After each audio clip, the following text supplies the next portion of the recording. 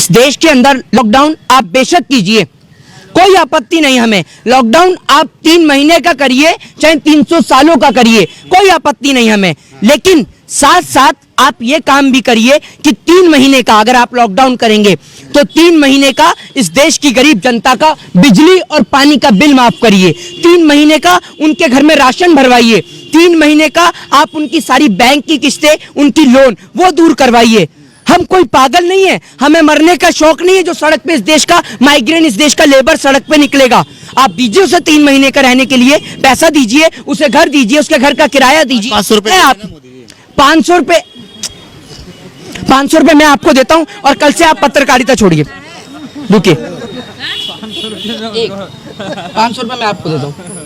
500 रुपए चाहिए ना आपको? लेबर की बात कर रहे हैं ना आप भी तो लेबर आप सरकार की लेबर है, आपको भी 500 चाहिए। सर आपने ये कहा कि आप मेरी बात जाहिर जी माइक क्लोज करिए। 500 देश की जनता को प्रधानमंत्री दे रहे हैं, मैं इनको 1000 दे रहा हूँ। माइक बंद करिए। अरे बंद करिए ना, क्या सुनिए। मोदी यहाँ की जो जनता है उसको सुविधा के लिए दे रहे हैं ना 500 रुपए। अरे 500 रुपए में क्या सुविधा होगी? 500 रुपए तो इनके अफसर घूसखोरी खा जाते हैं।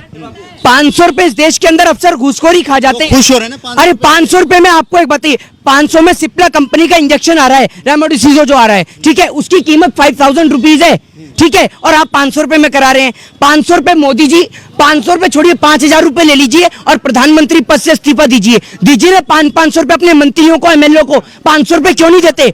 एमएलए चलाएगा 500 रुपए में खर्चा। 5000 रुपए का एक दिन में गाड़ी में तेल और डीजल फूकने वाले एमएलए इस देश की गरीब जनता को 500 रुपए देकर उनके जिस्म का, उनके आप सरकार से चाहते क्या है? 500 रुपए ना दे और दे तो बिल्कुल दीजिए ना।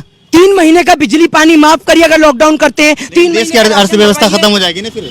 अगर पैसे लोगों में बांट दिया जाए तो देश की अर्थव्यवस्था। वाह, 3000 करोड़ की सरदार पटेल की मूर्ति बना दो तो देश की अर्थव्यवस्था बढ़ जाएगी, ठीक है। 10 लाख का सूट पहन लो तो देश की इकोनॉमी बढ़ जाएगी, ठीक है। और करोड़ों रुपया अपनी विदेश यात्रा पे खर्च कर दो तो देश की जीडीपी बढ़ जाएगी। कौन से स्कूल से पढ़ के आए हैं आप? लेकिन अगर गरीब जनता को दे दो तो इकोनॉमी भी गिर जाएगी, जीडीपी भी गिर जाएगी। कौन से स्कूल से पढ़े हैं? मोदी जी के स्कूल से पढ़े हैं क्या जहाँ डिग्री नहीं मिलती? बताइए ना। या पढ़े लिखे डबल एमए कर रखे हैं। हाँ, मोदी जी ने चाहिए तो आप मोदी जी, एक बात मुझे बताइए ना, आप मोदी जी के क्लासमेट थे क्या? मोदी जी के क्लासमेट थे, उनके साथ पढ़े हो क्या आप? कैसे पता आपको मोदी जी पढ़े? मोदी ने दीक्षा भी मांगी है, चाय भी बेची है। तो आप क्यों नहीं मांगते भीख? आपको मांगने से मना करा है? पूरी जनता के हाथ में तो कटोरा थमा दिया। और लेकिन आज आप ये देखिए कि मंदिर और मस्जिद के बाहर बैठने वाले लोगों को कोई भीख भी नहीं देता, क्योंकि देंगे कहां से? इन्होंने तो पूरी देश की जनता को ही भिखारी बना दिया। क्या भिखारी बना दिया?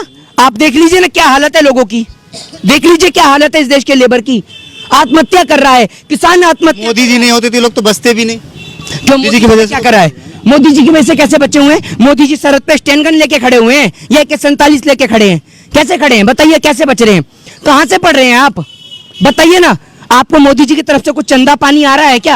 आ रहा है तो कोई दिक्कत नहीं है। आप 500 में घर चलाने की बात करें, 1000 रखिए। आज से डेली हिंद बंद अनाउंसमेंट कर रहे हैं आप, डेली हिंद बंद। नहीं आप क्या बताइए ना, क्या बताएं? यहाँ पे काम तो कर रहे हैं ना, जिस तरीके से उन्होंने 2 करोड़ रोजगार का वादा भी किया था कि हम 2 करोड़ रोजगार देंगे। हाँ, तो जो किसान है उनकी आय दोगुनी करेंगे। हाँ, थोड़ा सा ऐसा है ना, अभी चंद्रमा जो है गंदा पड़ा हुआ है ना, ये मंगल गंदा पड़ा है, वहां पर झाड़ू लगा रहे हैं। 2 करोड़ लोगों को वहां रोजगार मिला है।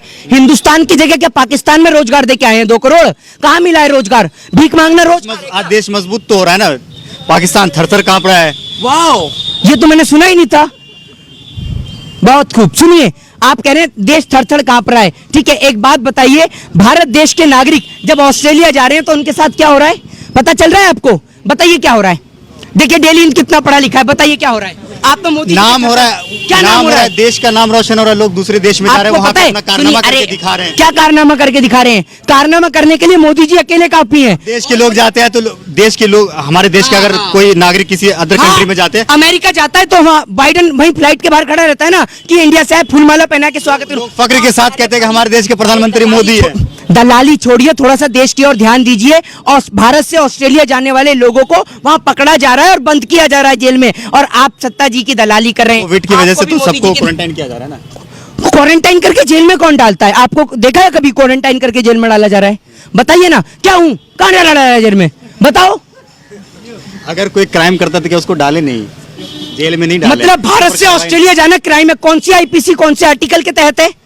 सबको तो नहीं कर रहा ना, कोई सभी को कर रहा है। क्राइम करते हैं उसी को क्या हाँ, दिखाइए। ना भारत टाइम्स की आपको रिपोर्ट दे दूं और ये देखो डेली कितना पड़ता है, ये पूरे देश को दिखा दूं। आप मोदी जी की इतनी भी दलाली मत करिए जरा मेरे भाई। ये देखिए ना भारत टाइम्स की रिपोर्ट है, ना भारत टाइम्स की, पढ़ लीजिए आप। कैमरा में दिखा दीजिए। कैमरा में नहीं, पहले आप पढ़ लेंगे तो पूरा देश भी पढ़ लेगा। कैमरा में दिखा लीजिए। ये देख लीजिए आप ना आप। ये नौबत आई कहाँ से?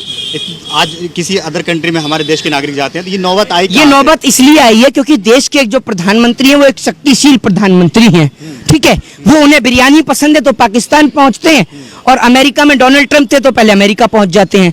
तो आप ही देखिए, आप ही कह रहे हैं कि देश में विदेश में डंका बज रहा है, पापा का डंका बज रहा है, कितना तगड़ा डंका बज रहा है, आप देख ही रहे हैं डंका कितना तगड़ा बज रहा है। तो दलाली छोड़िए, देश के लोगों के लिए बात करिए। आखिरी सवाल आपका खत्म ही आप नहीं होता। आखिरी सवाल नंदीग्राम से जो है ममता बनर्जी जीत जाती है, बाद में पता चलता है कि ममता बनर्जी हार गई है, तो क्या एक नंदीग्राम सीट हारने से ममता बनर्जी की हार हो गई है? कौन कह रहा है आपसे? कोर्ट गई हैं वो तो। और आप ये देखिए, पहले उनको बधाई दे दी जाती है जीत की, बोल दिया जाता है आप जीत गई, फिर उसके बाद में अनाउंसमेंट करी जाती है कि वो हार गई। सेम बिहार वाला प्रोसेस, सेम बिहार वाला। तो जिम्मेदार कौन है जिम्मेदार? कौन? गलती किसकी है? नेहरू की, नेहरू की गलती है। नेहरू जी अभी है कहाँ? तो ये बीजेपी वालों से पूछो ना, बीजेपी वाले तो हर बात में नेहरू की गलती बताते हैं, तो मैंने भी बोल दिया। और आपको तो पता ही है कि मैं भी अभी स्विट्जरलैंड से आ रहा हूँ। झूठ बोल रहे हैं। क्यों? प्रधानमंत्री ही झूठ बोल सकते हैं, हम नहीं बोल सकते। प्रधानमंत्री है वो बोल सकते हैं कुछ भी, देश को चलाने के लिए कुछ भी बोल। प्रधान, ये मतलब अगर झूठ से देश चल रहा है, अगर झूठ से देश चल रहा है तो क्या गलत है झूठ बोलना? झूठ बोलना सिर्फ प्रधानमंत्री जी के हक में, हमारे हक में नहीं है। क्यों? झूठ बोलने का भी सर्टिफिकेट मिलता है नागपुर से, बताइए ना। तो आप ये सब छोड़िए फालतू की बातें, देश की गरीब जनता की ओर ध्यान दीजिए। जय हिंद, जय भारत, वंदे मातरम।